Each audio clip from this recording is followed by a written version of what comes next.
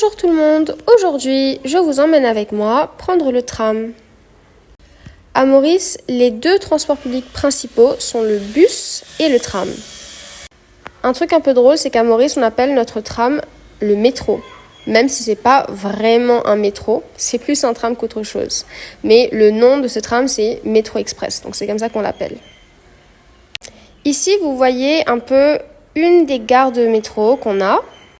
Personnellement, moi, pour prendre le métro et pour payer, j'utilise ma carte de métro. Donc, je vais la taper sur le lecteur, comme vous pouvez voir ici. On peut aussi acheter un ticket grâce à un QR code, comme ici, ou utiliser la machine. Ça, c'est la machine à laquelle on peut acheter des billets ou recharger sa carte, par exemple. Comme vous pouvez le voir, on peut l'utiliser en anglais ou en français. Et vous allez aussi voir que les textes écrits dessus, les petites instructions, sont écrites en anglais et en français. Parce qu'à Maurice, on parle les deux. En général, les gens parlent français dans la vie de tous les jours. Et l'anglais, c'est plus pour tout ce qui est officiel, donc tout ce qui est documents, législatifs, etc. Ici, je vous montre comment on peut payer cette machine. On peut payer par carte ou en bas, vous allez voir que c'est barré, mais on peut aussi mettre du cash, du liquide. En l'occurrence, cette machine-ci, elle ne pouvait pas accepter de liquide à ce moment-là.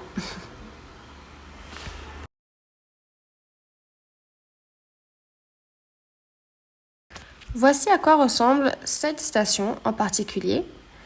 Et vous allez voir qu'ici, on ne peut pas passer d'une rame à l'autre.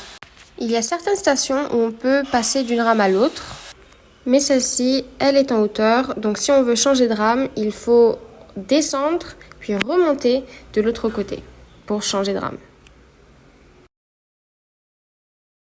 Ça, c'est la carte où sont marquées toutes les stations de métro qu'il y a à ce jour à Maurice. Si vous avez été bien attentif, vous saurez où je me trouve sur cette carte.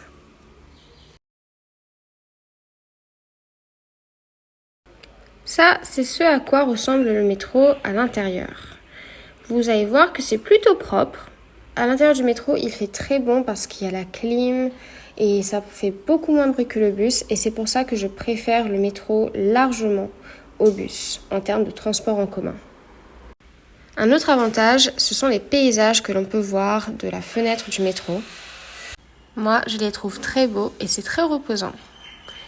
Maintenant, mon trajet est fini. Le train s'en va, je suis descendue et je vais devoir remettre ma carte sur la machine afin de signifier à mon compte que j'ai fini mon trajet et ça va déduire l'argent nécessaire de mon compte. J'espère que cette virée avec moi en métro vous a plu. À très bientôt.